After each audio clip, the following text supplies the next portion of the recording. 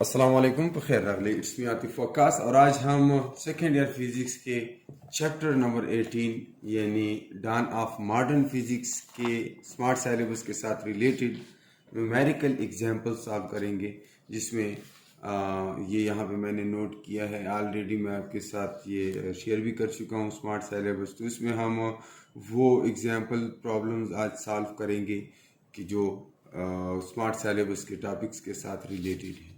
ये smart syllabus के topics हैं।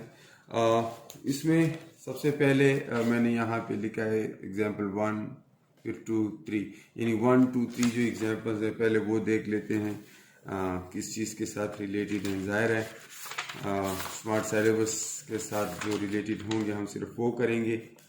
देखें, ये 18.1 एग्जांपल है। The rest mass of an electron is 9.11 into 10 raised to the power minus 31 kilograms. Calculate the corresponding rest energy. So E is equal to mc square. Einstein की equation relativity के साथ related है। सो ये smart syllabus का हिस्सा है, इसलिए चूँकि स्मार्ट सिलेबस में स्पेशल थ्योरी ऑफ रिलेटिविटी और इसके कंसिक्वेंसेस मौजूद हैं, तो 18.1 फिर इस तरह 18.2 जो है लेंथ कॉन्ट्रैक्शन से रिलेटेड है, that is part of smart syllabus. So हम वो भी करेंगे।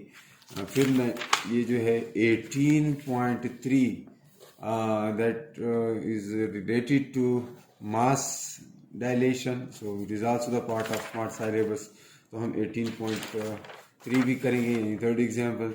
फिर 5 और 6 एग्जांपल 5 एग्जांपल नंबर 4 जो है that is related to Stefan Boltzmann equation, और ये स्मार्ट सिलेबस का हिस्सा नहीं है, ब्लैक बॉडी के साथ रिलेटेड है। Photo electric effect smart syllabus में शामिल है, इसलिए इससे रिलेटेड जो एग्जांपल है 18.5 हम वो सॉल्व करेंगे। Example 5 is related to photoelectric effect. Photoelectric effect is part of smart syllabus, so हम ये भी इंशाल्लाह सॉल्व करते हैं।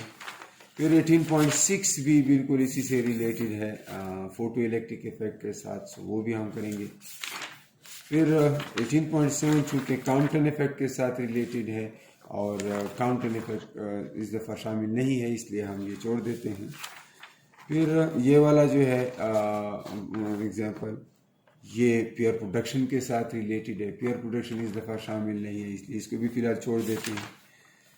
डी ब्राय हाइपोथेसिस जो है या वेव नेचर ऑफ पार्टिकल, जिसमें ये डी ब्राय हाइपोथेसिस है ये शामिल है। और फिर इस तरह इससे रिलेटेड ये जो दो एग्जांपल्स 18.9 और 18.10 ये डी ब्रागली हाइपोथेसिस के साथ रिलेटेड है, इसलिए ये भी हम सॉल्व करेंगे इंशाल्लाह।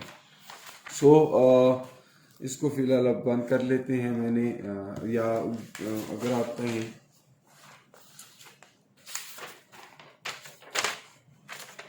अच्छा, इसमें अब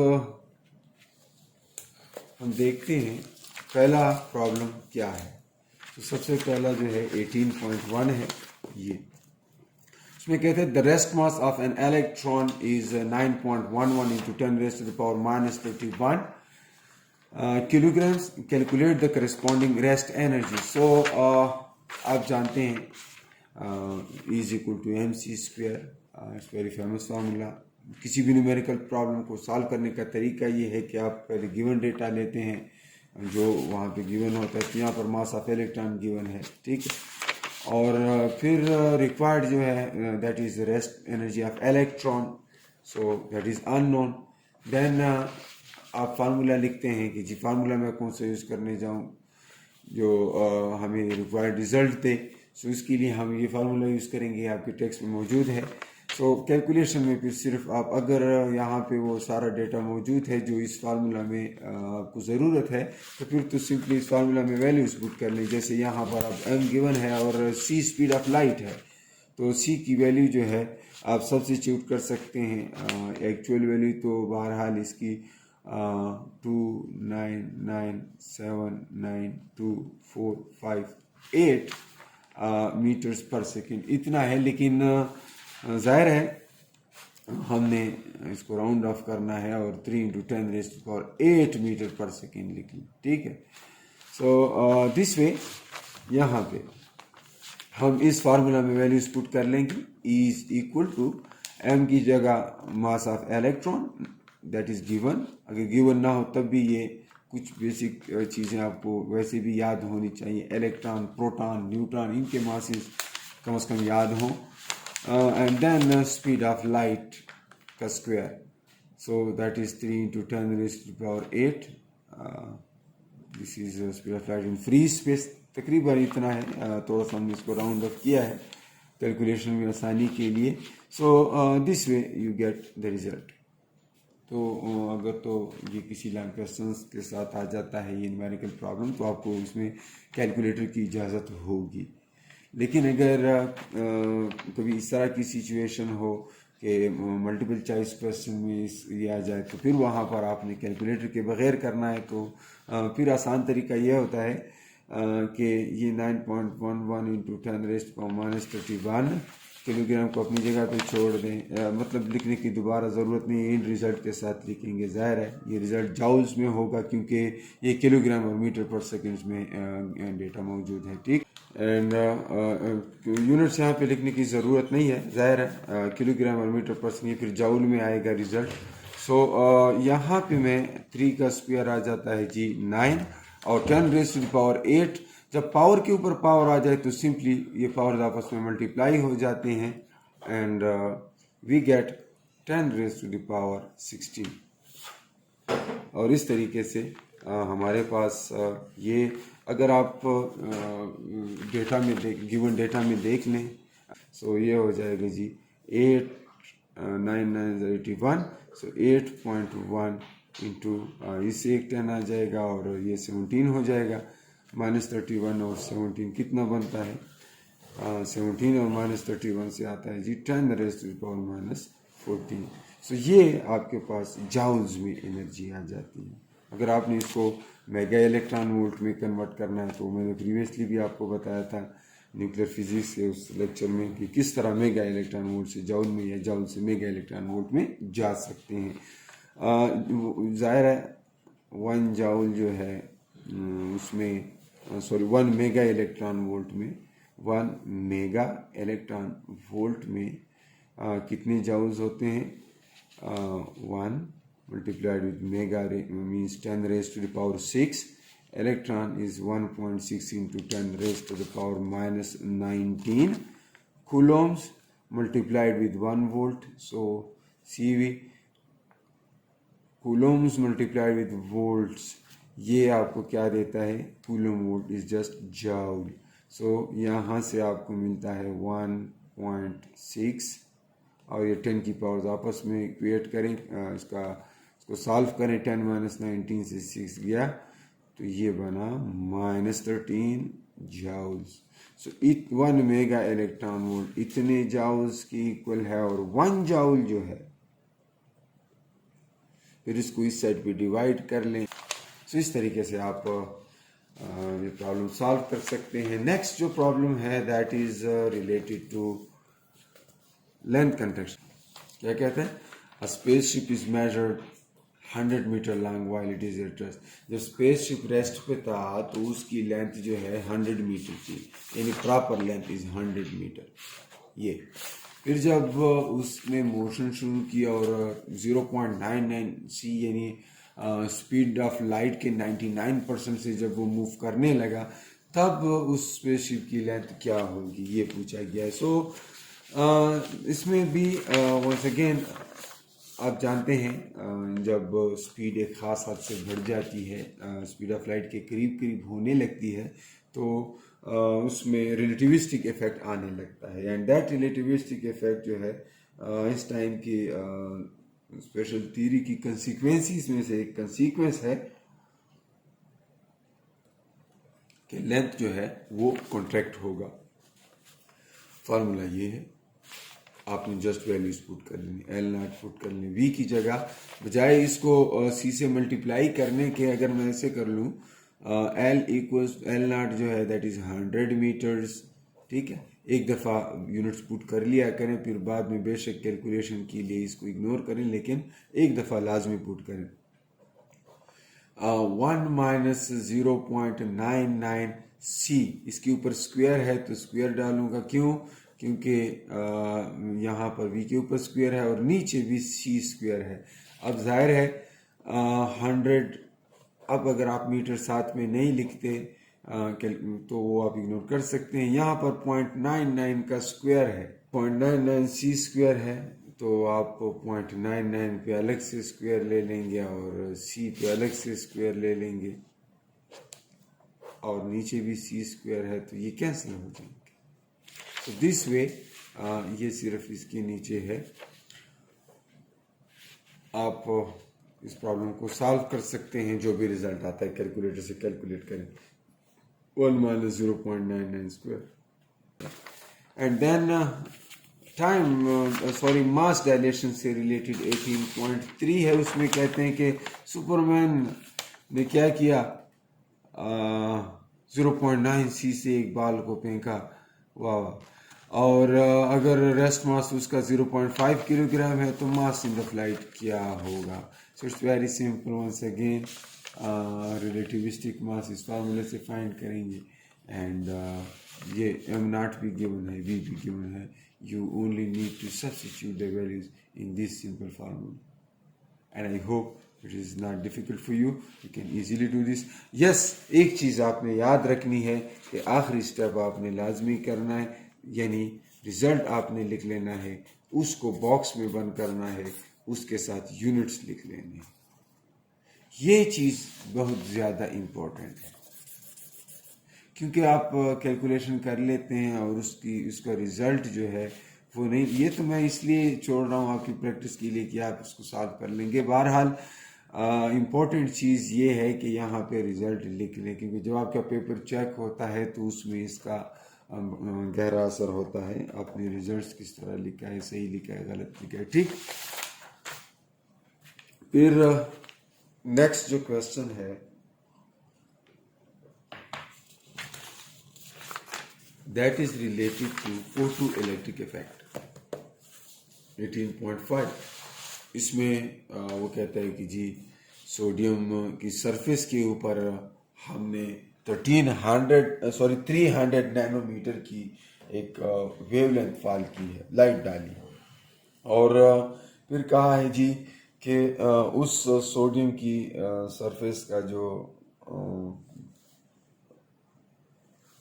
उस सोडियम की सरफेस का जो वर्क फंक्शन है दैट इज 2.46 इलेक्ट्रॉन वोल्ट, यानी वहाँ से इलेक्ट्रॉन निकालने के लिए कम से कम जो एनर्जी चाहिए होगी दैट इज 2.46, इसको वर्क फंक्शन कहते हैं। Find the kinetic energy of the ejected electrons, the cut off wavelength for sodium, ये दो चीज़ें फाइंड करनी है।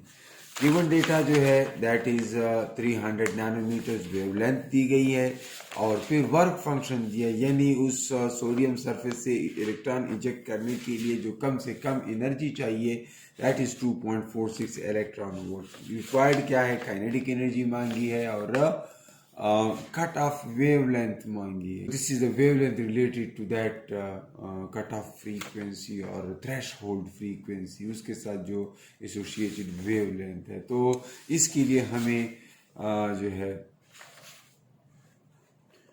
कट ऑफ फ्रीक्वेंसी चाहिए और वो जो है यहाँ पे मैंने जल्दी में लैम्डा नॉट के लिए एफ नॉट का फार्मूला लिखा है।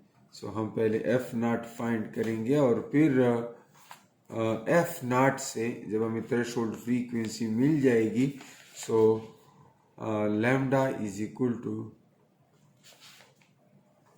सी डिवाइडेड बाई एफ नॉट, यानी स्पीड ऑफ लाइट को आप थ्रेशोल्ड फ्रीक्वेंसी पे डिवाइड करें, आपको क्या मिल जाएगा, आपको कट ऑफ वेवलेंथ मिल जाएगा। और ये कहाँ से हमें मिला, ये जो फार्मूला आपके पास v is equal to F lambda, किसी भी वेव के लिए आप इसको लिख सकते हैं। लाइट के केस में that would be c is equal to f lambda, and in this particular case when I am talking about the cutoff wavelength, so the corresponding frequency is threshold frequency or cutoff frequency. So from here you can then calculate the cutoff wavelength. So first we calculate kinetic energy, and the formula for kinetic energy is HF minus F naught. That is because हम जानते हैं कि जब किसी metal surface के ऊपर कोई photon fall करता है, वो फोटॉन जो है इसकी फ्रीक्वेंसी F है, और हमने ये इज्यूम कर लिया है कि वो F जो है इस काबिल है कि यहाँ से इलेक्ट्रॉन इजेक्ट कर सके, यानी आने वाली जो एनर्जी है that is h f Einstein की फेमस इक्वेशन है जिसपे उनको नोबेल प्राइज मिला। H f is equal to work function plus kinetic energy of the ejected electrons, यानी ये यहाँ पे आकर मेटल सरफेस से इलेक्ट्रॉन जो है वो इजेक्ट कर लेता है, परचेज कर लेता है, और उस इलेक्ट्रॉन की प्राइस जो है that is work function, and its mathematical formula is H times F naught. F naught is threshold frequency, the minimum frequency which this coming photon must have in order to eject electron from the surface. And when it ejects electron, if it has the energy more than this work function, it ejects electron and gives it some kinetic energy. Ejected electron की कोई kinetic energy होगी, और वो kinetic energy कहाँ से आएगी? Total energy ये है, कुछ ये यूज हो जाएगी, जो बचेगी that would be kinetic energy. Clear? So kinetic energy इस केस में इसलिए मैंने इसको ऐसे लिखा है, मैंने लिखा आने वाली energy. Let me change the pen.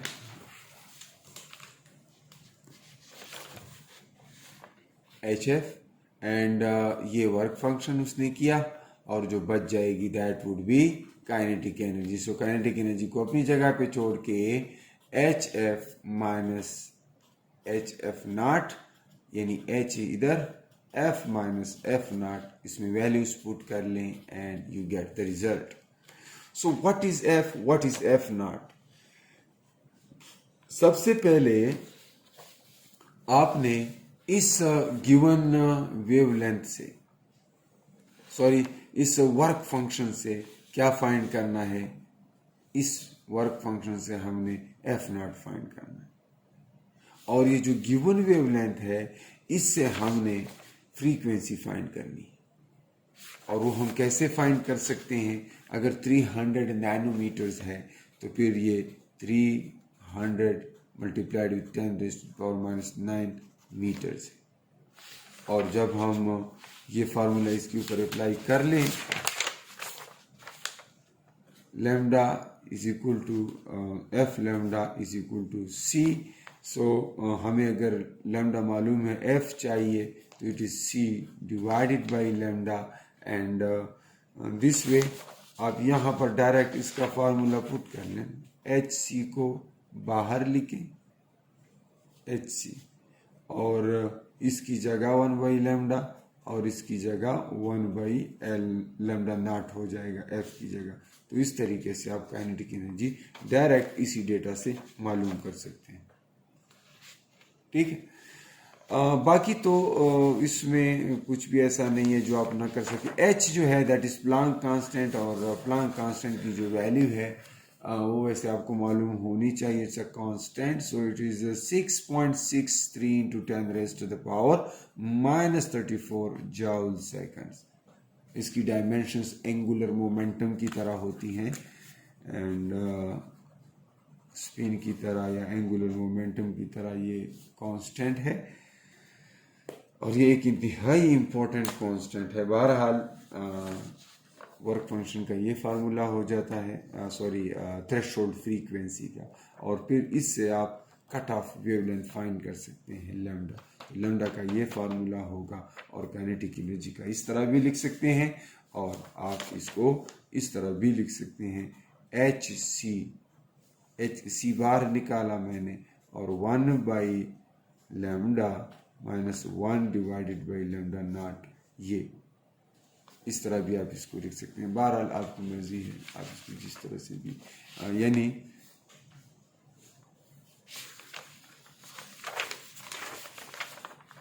अच्छा, इसके बाद हम क्या करते हैं, नेक्स्ट जो प्रॉब्लम है दैट इज़ 18.6। ये आसान है, ये आपने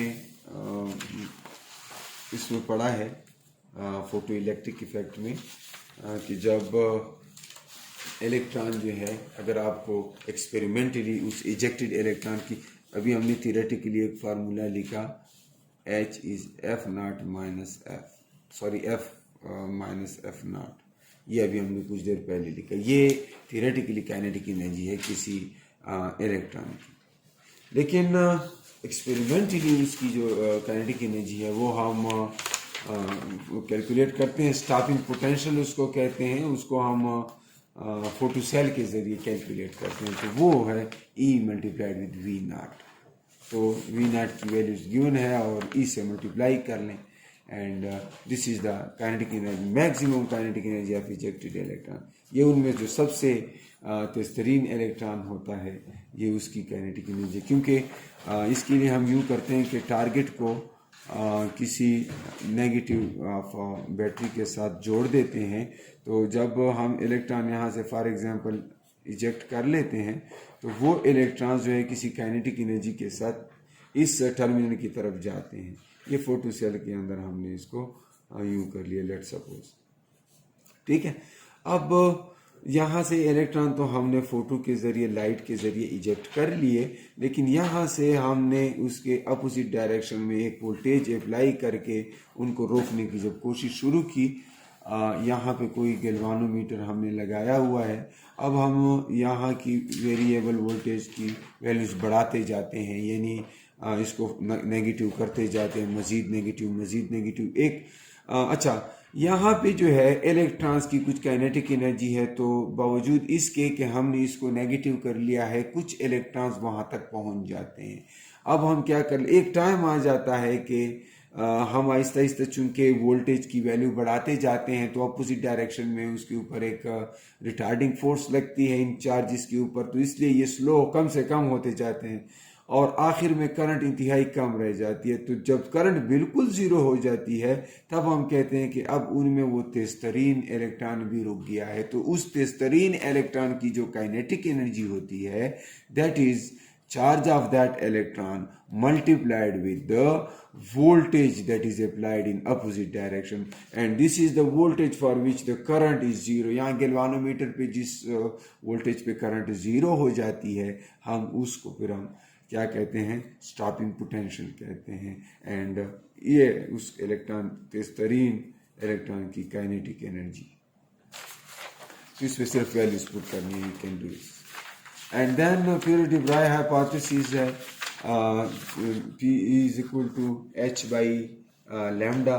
एक तो ये है E is equal to H by mv, electron का या यहाँ पे किस चीज़ की, क्रिकेट बॉल है जिसका मास गिवन है एंड उसकी स्पीड गिवन है और डिब्राई हाइपोथेसिस डिब्रागली वेवलेंथ मांगी है। तो ये H divided by mv values put कर लें एंड गेट द रिजल्ट। तो इस एग्जांपल में वेवलेंथ की वैल्यू इतनी स्मॉल आती है कि जिसको हम नोटिस ही नहीं कर सकते, 10⁻⁻34 very very small value. And then there is another example of electron. So electron के केस में जब आप देखें, जब आप उसकी स्पीड को 10⁻6 मीटर पर सेकेंड पुट कर लें और मास तो चूंकि आप उसका जानते हैं इस फार्मूला में डिब्रागली हाइपोथेसिस, सो इस तरीके से आप जो वेवलेंथ फाइंड करते हैं वो एंगस्ट्रॉम्स में होती है एंड दैट इज कंसीडरेबल। और इसी को यूज़ करके हम जो है इलेक्ट्रॉन माइक्रोस्कोप के अंदर छोटी छोटी ये एटम तक को हम ऑब्जर्व कर लेते हैं, एंगस्ट्रॉम की साइज की चीज़ें देख सकते हैं। Well, then there is 18.9 example, once again related to the Broglie hypothesis, and उसमें क्या कहा गया है, वोल्टेज दिया गया है और पोटेंशियल डिफरेंस दिया गया है, उसके अक्रॉस हमने किसी इलेक्ट्रॉन को एक्सेलरेट किया, उस इलेक्ट्रॉन की जो है आपसे वेवलेंथ मांगी है। सो उसमें हम यूँ करते हैं, फार्मूला तो ये है बेसिकली वेवलेंथ के लिए, लेकिन हमें मोमेंटम मालूम नहीं है। मोमेंटम मालूम नहीं है तो काइनेटिक एनर्जी से मालूम हो सकता है और kinetic energy given voltage multiplied with charge से हमें मिल जाती है। सो इस तरीके से चूँकि kinetic energy is equal to E V, kinetic energy is P square by 2m। Already आप जानते हैं, फर्स्ट ईयर में पढ़ा है आपने, P square, P is momentum, P square by 2m is kinetic energy and E V is kinetic energy. So इस तरह करके हम यहाँ से मोमेंटम के लिए ये एक्सप्रेशन निकाल सकते हैं। और जब आप मोमेंटम की ये एक्सप्रेशन इस फार्मूला में पुट कर लें या यहाँ से मोमेंटम फाइंड करें, h की वैल्यू आप जानते हैं, that is 6.63 into 10⁻⁻34 joule seconds. ये वैल्यूज पुट कर लें and gate the result. So it's very easy. बस सिर्फ मोमेंटम फाइंड करने के लिए वोल्टेज का फार्मूला कैसे यूज़ करें, ये इस तरीके से आप कर सकते हैं। इसको ज़रा देखें and you can solve it yourself. Then finally we are having a question related to the Bray hypothesis once again.